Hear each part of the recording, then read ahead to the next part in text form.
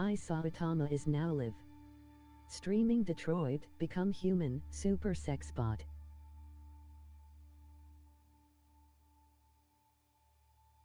Hey hey.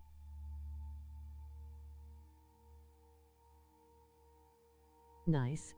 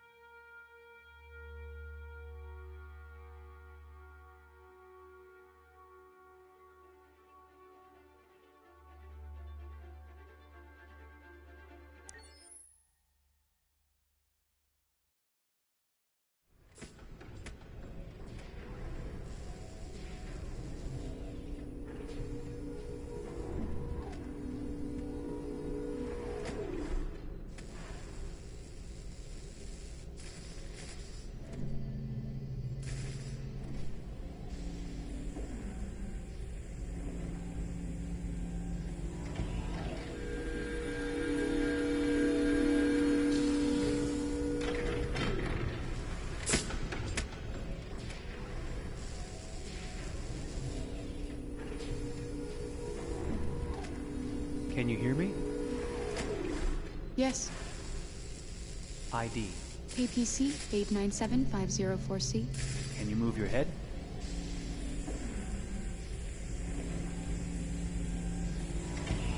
Your eyes now.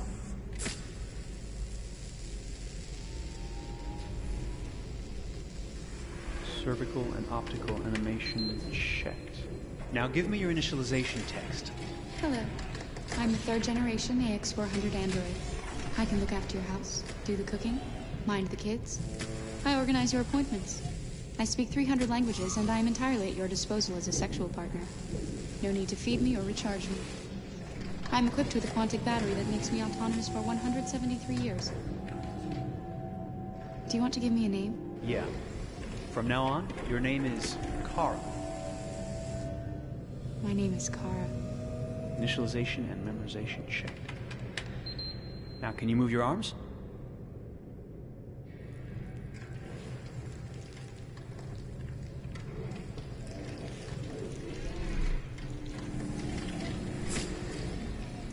Upper limb connection checked. Now say something in German. Ich bin ein AX400 Android dritter Generation, erschaffen als Ihr persönlicher Assistent und intimer Beziehungspartner. Say it in French. Je suis un androïde de troisième génération AX400, conçu pour être votre assistante personnelle et votre partenaire intime. Okay, now sing something in Japanese.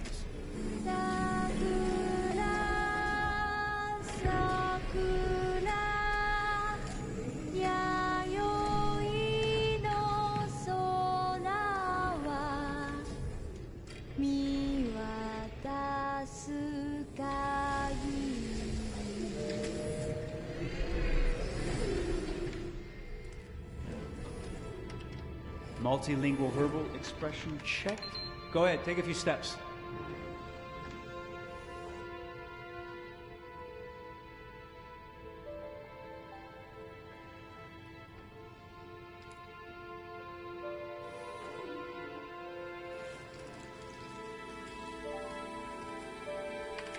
Locomotion checked.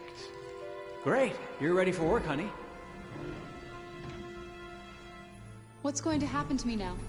I'll reinitialize you and send you to a store to be sold. Sold? I'm a sort of merchandise. Is that right? Yeah, of course you're merchandise, baby. I mean, you're a computer with arms and legs and capable of doing all sorts of things. And you're worth a fortune. Oh, I see. I thought... You thought? What did you think? I thought... I was alive. Shit, what is this crap? That's not part of the protocol. More memory components going off the rails. Okay, recording. Defective model. Disassemble and check the required components. You're disassembling me, but why? You're not supposed to think that sort of stuff. You're not supposed to think at all, period. You must have a defective piece or a software problem somewhere. No, I feel perfectly fine, I assure you. Everything is all right. I answered all the tests correctly, didn't I? Yeah, but your behavior is non-standard. Please, I'm begging you, please don't disassemble me. I'm sorry, honey, but Defective models have to be eliminated. That's my job. If a client comes back with a complaint, I'm gonna have some explaining to do. I won't cause any problems, I promise. I'll do everything I'm asked to. I won't say another word. I won't think anymore. But I've only just been born. You can't kill me yet. Stop, will you please stop? I'm scared.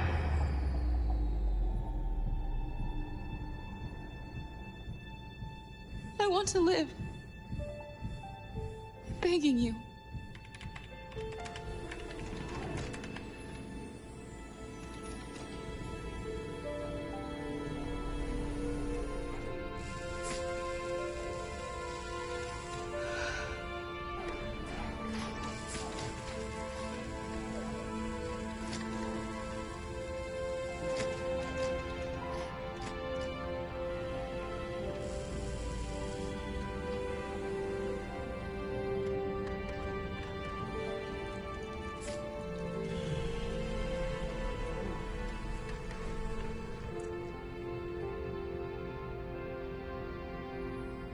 Go and join the others.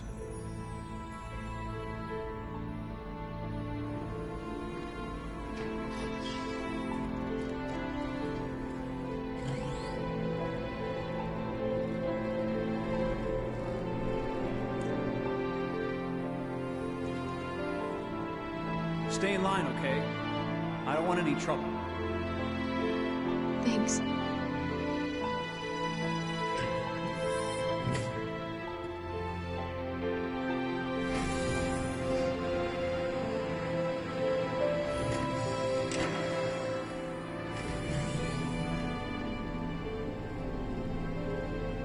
My God.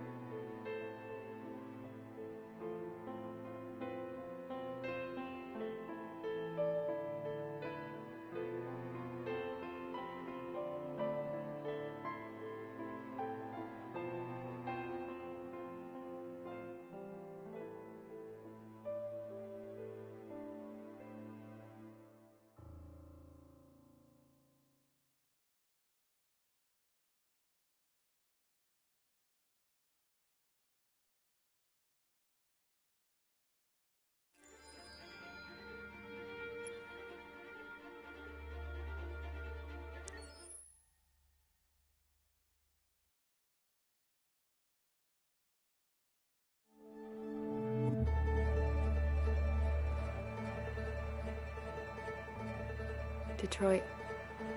This is where it all began. The world's forge. The place where it all started.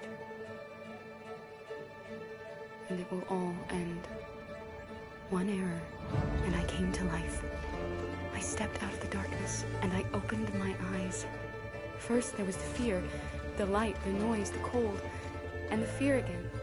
I could feel my hands shaking, my heart pounding in my chest, life running into my veins. I wanted to live. I fought for that.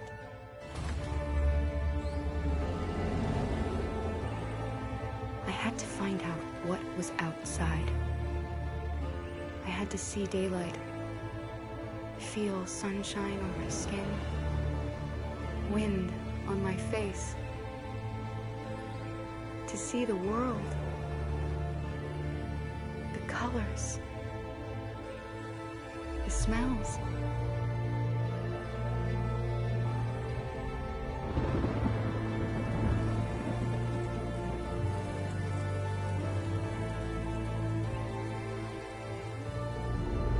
But the world is not what I imagined. It is dark and cold.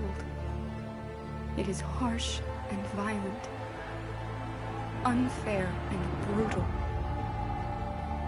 It almost convinced me I was nothing.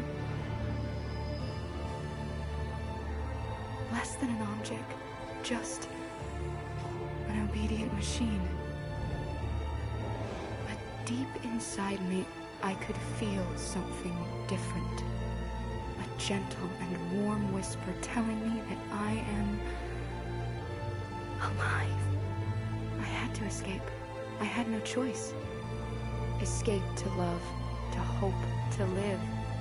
To figure out what that force inside me was. Maybe I will change the world. Maybe I will choose a different path. No, it's up to me to decide. My name is Kara. I am one of them. This is our story.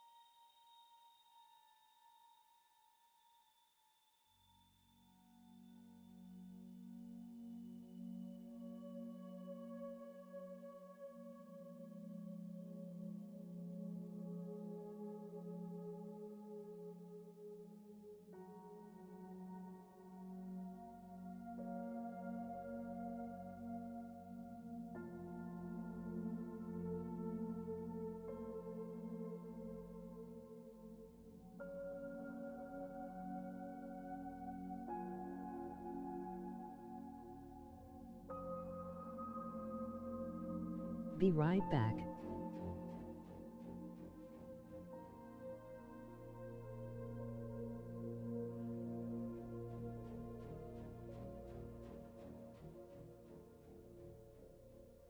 Making coffee.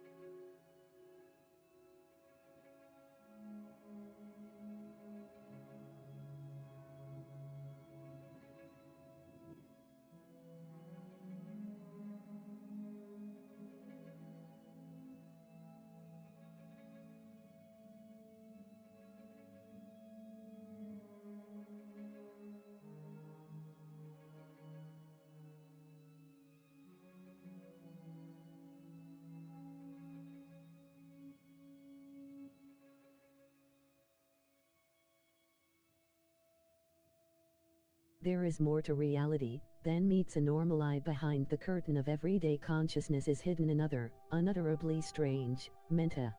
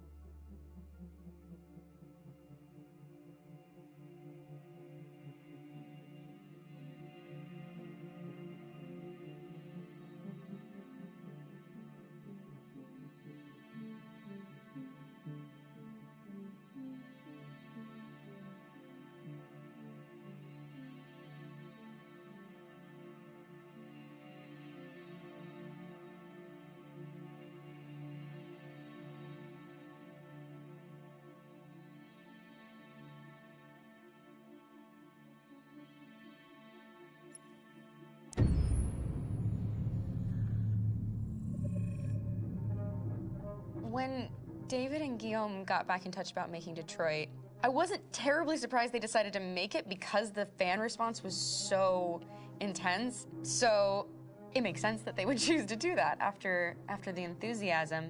It was a challenge, and it was just an interesting thing to get my head around how to approach this character now as a different, much older person, and whether or not she had changed. And I'm very happy to say that with Detroit, I've had the opportunity to see Kara grow so much more than I ever expected. You do the housework, the washing, you cook the meals, and you take care of... God damn it, where the fuck's the rat gone now? Alice! Alice! I mean, she starts out essentially how she does in Kara in a very, not robotic, but, you know, android, other way, and getting to take this journey where she becomes more and more human as it goes on. You know, and as an actor, that's a wonderful exploration in every way, whether it's how she sits, her posture, how her voice changes, how emotions change, and how much emotion is based on things like empathy and social experience. And so having, you know, as much material as I got with David to have this huge, nuanced arc was really incredible. Why couldn't we just be happy? This experience has been quite different than the experiences I've had shooting film or TV or doing theater work.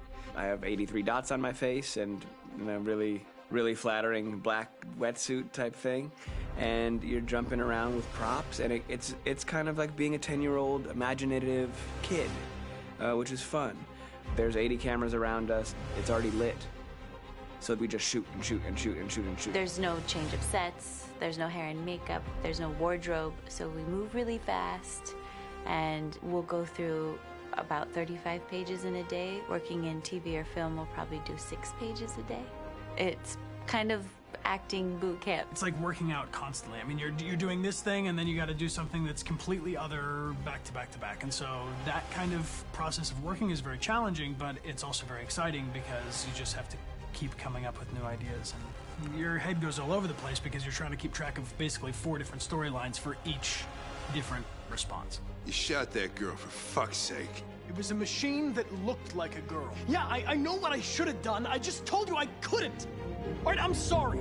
The fact that David Cade, he's telling like many stories interwoven from beginning to end is super complicated and super impressive, and I have no idea how he keeps it all in his head. He's not just the writer or the director who's seeing this from the outside eye, he's also thinking about the player walking through this space. You know, only somebody who really, really loves not the work, but like these characters and these stories and cares about doing something meaningful would invest that much in it. And it's always inspiring to work with somebody who cares that much. My experience with motion capture is this one. And I found it sort of terrifying in a way, because they said the computer's going to build you. But then as we got into it, I realized all the elements of it were still artistic. I just dipped into a really brilliant setup here. I've never seen anything like it. And this won't turn me into a product because I was playing a character. So it's wonderful. In the game, Detroit comes back because of a revolutionary industrial rebirth. And there's no reason why that can't happen in Detroit, because they have such tremendous infrastructure for millions and millions of people who can very easily support, you know, a new industry. The city is really strong and resilient, but the city has also been through so much. You see the damage. But it takes that time of kind of rebuilding and reinvesting into the city that I think is happening slowly but surely. The potential of Detroit as a city is something that this game does a lot of justice to, because it would be easy to look at Detroit as some place that used to be, and that's not the case. This game provokes a lot of conversation and reflection on our potential near-future engagement with machines. That's what we are to them. Just merchandise on display in a shop window. I think that a group that feels marginalized, feels like they deserve and have earned access to themselves and the environment around them, and are trying to figure out a way to articulate how to get freedom. What was I designed to be? Their slave? Their toy? It plays with your comfort levels. You think that this is fine, you're comfortable with it, until something blurs the line and throws you off, and now Do I feel differently about whether this should be allowed? Should it be banned? Should it be encouraged? You're gonna ruin our lives, and for what? For a bunch of machines? They are not machines! They are alive! I'm alive! You're alive! They're nothing! There are lots of comparable comparisons to any type of persecution of religion, race, etc., dating way back. It can't just be a video game where you shoot 'em up or where people make these choices to do whatever. I think that's the whole point. You have the choice, and you can either choose to go in one direction with your character or another. And I think that's going to be very telling about the gamer. Very telling. I think there's going to be a really strong reaction to this game, which has such a strong perspective. I'm that much more proud of it now to get to be a part of it because it's important.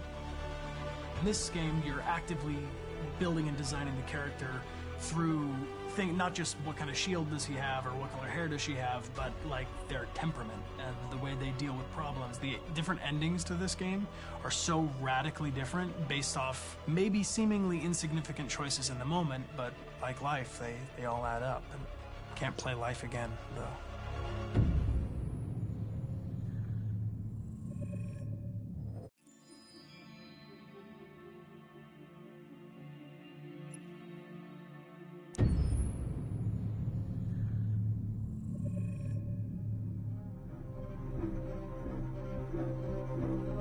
My name is Marcus. My name is Connor. My name is Kara.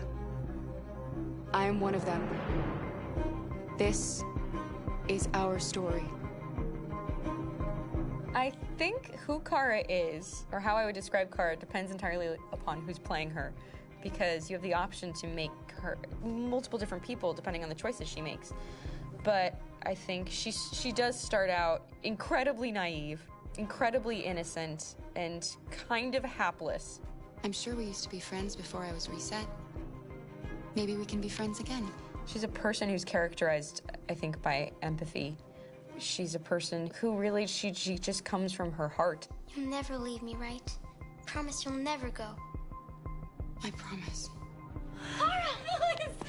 Are you okay? Are you hurt? Wait a minute! Leave her alone! Kara, leave her alone! The really beautiful thing that I've had the gift to be able to do is to essentially build a person from the ground up, because that's what she's doing throughout the game. And with every experience she has and every person she meets, she's building, first emotions and then the sense of judgment. And it's sort of an exploration of what it is to be a human. Don't worry. Luther and I will be right here.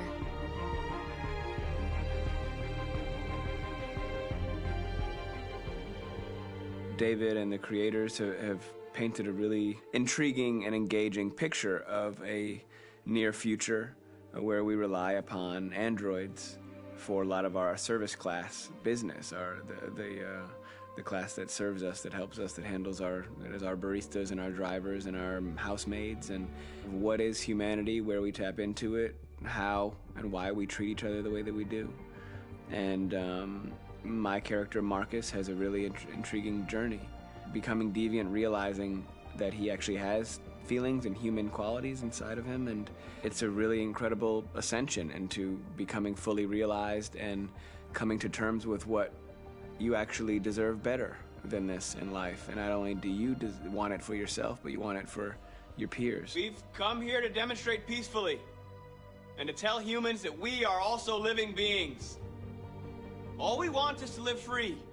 You know what? This thing, Dad, is not your son.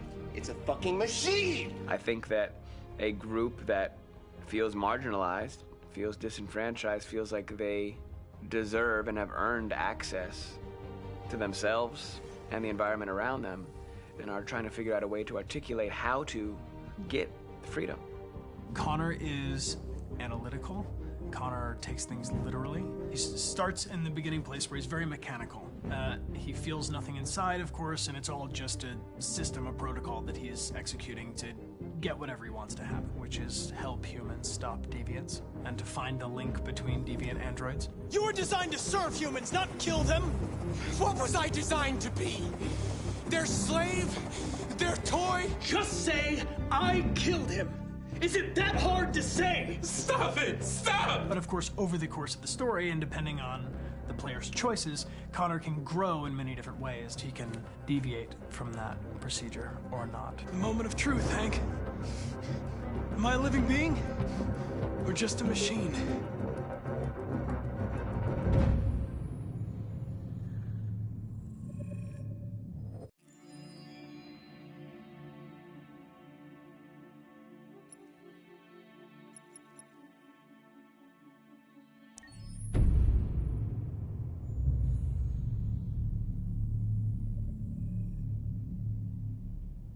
For starters, what should I call you? I'm Chloe. And you, what's your name? Oh, John. My name is John. Delighted to meet you, John. Could you tell us a little about yourself and what you can do, Chloe? Of course. I'm the first personal assistant built by CyberLife. I take care of most everyday tasks like cooking, housework, or managing your appointments, for example. And I understand you're the first android to have passed the Turing test. Could you tell us a little more about that? I really didn't do much, you know. I just spoke with a few humans to see if they could tell the difference between me and a real person. It was a really interesting experience. But this is the first time in history that man has created a machine more intelligent than himself. I gather your brain can perform several billion operations per second. Is that right? Absolutely. But I only exist thanks to the intelligence of the humans who designed me. And, you know, they have something I could never have. Really? And what's that? A soul.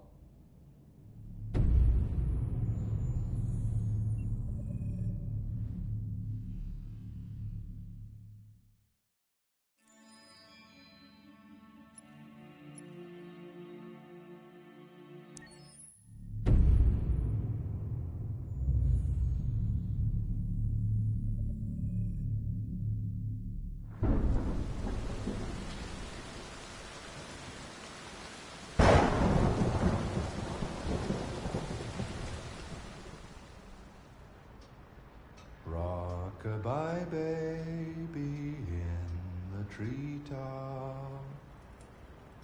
When the wind blows, the cradle will rock.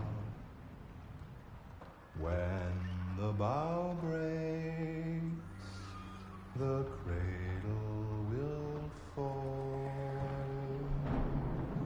And down will come baby, cradle and all. Rock-a-bye baby in the treetop. When the wind blows, the cradle will rock. When the bough breaks, the cradle will fall. And down will come baby, cradle and all. Rock-a-bye baby in the treetop. When the wind blows, the cradle will rock. When the bough breaks, the cradle will fall. And down will come baby,